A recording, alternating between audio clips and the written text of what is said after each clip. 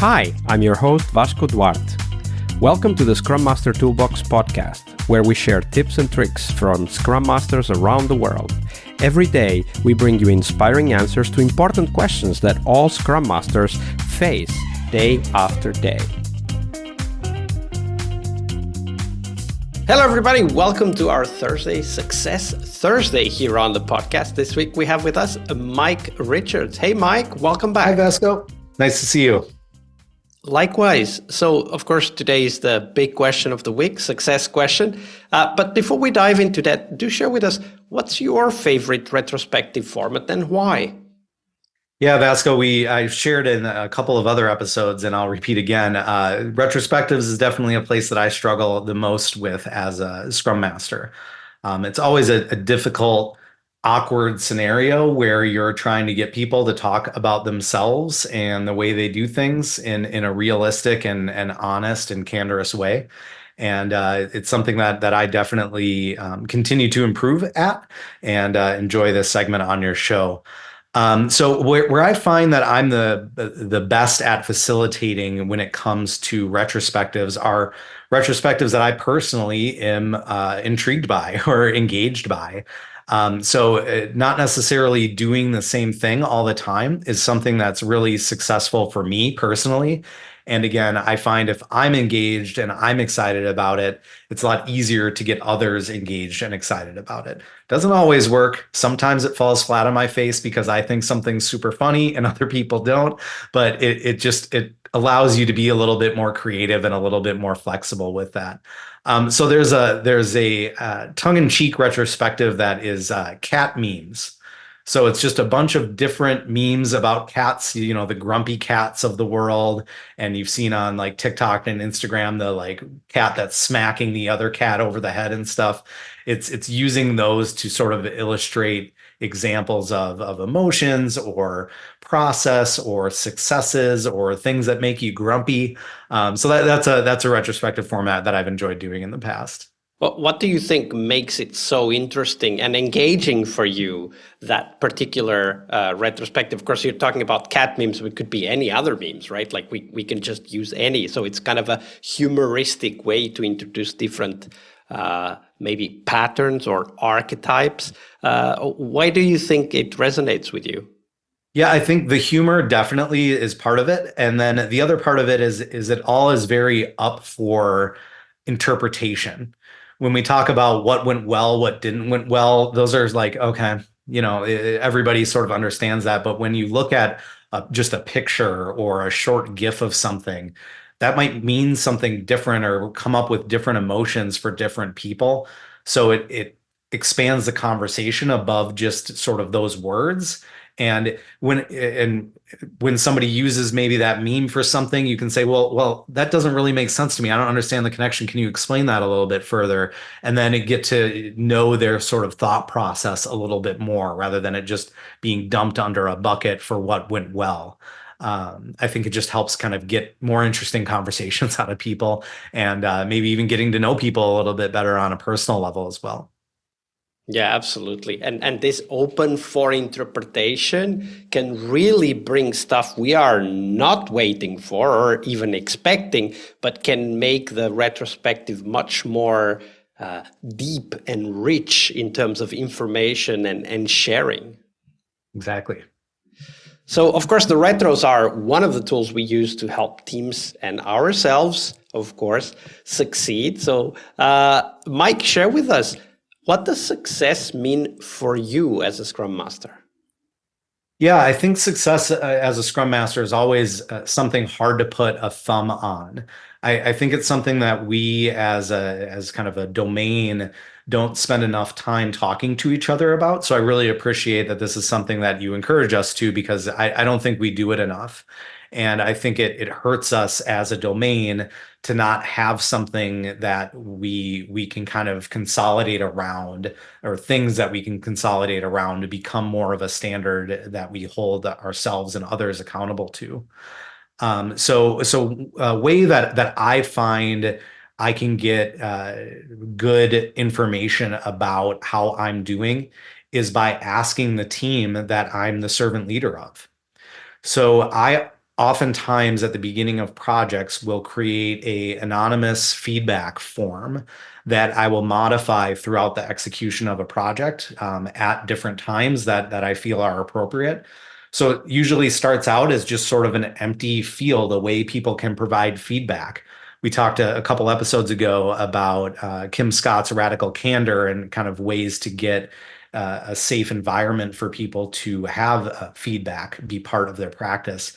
And that's a good way, is to provide that anonymous feedback form and remind people that it exists and encourage them to use it to provide feedback to you as kind of what you're doing. But as projects go, you can start to define as a Scrum Master what maybe some KPIs are that you want to drive to as a professional, and start having people rank you on that, and encourage people that, hey, if other people are looking for the same type of professional feedback, let me know. I'm happy to help you set this up. And it again kind of creates that culture of feedback that you can make. But I digress. A good way that some things I like to collect about teams from a KPI perspective are their emotional security. How do they feel as a member of the team? Do they feel heard? Do they feel like they have a place where they can talk and ask questions and be vulnerable about when they don't know the answers to questions? I really like being able to foster that environment, and being able to get some key performance indicators on that is a way that I think I can track my success really well. What other KPIs do you use in your self-evaluation with the help of the team? Like, can you give a few other examples? So emotional security is one, right? Like how do team members feel about being able to show what really is going on and so on. But what other KPIs have you used in your self-evaluation as a Scrum Master? Yeah, great question. Some other ones that I like to track. One is I as a Scrum Master really like to be able to spelunk into different areas of technology. I have a pretty rich background in technology, and being able to leverage that to be able to ask questions and sort of stride across the aisles of different domains within software development is really beneficial for me, because it keeps me on top of technology. It allows me to talk more intelligently, ask better questions of my team.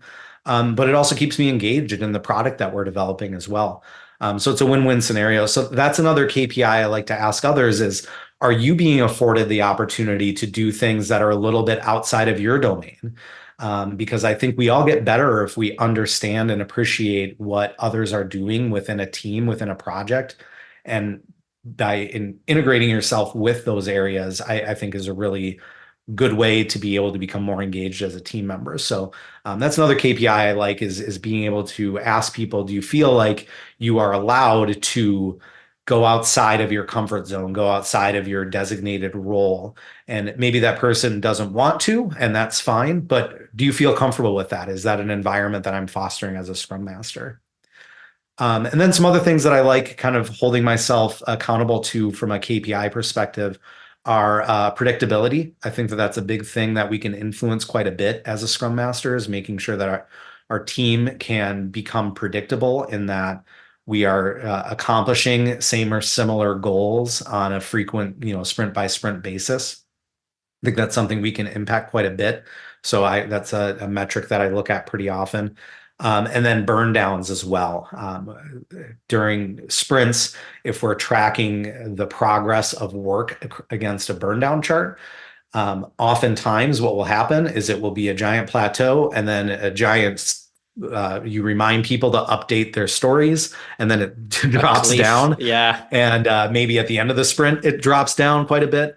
I like to see a nice slow curve. So again, that's something I think we can influence as a Scrum Master, is making sure that people are keeping track of that. And so that if it is plateaued, that's something we need to talk about as a team. If it is plateaued and it's just because people aren't updating things, that's something that we can influence quite a bit as a Scrum Master. So getting people into that practice of just good hygiene as an organization, as a team, is something that I like tracking as well.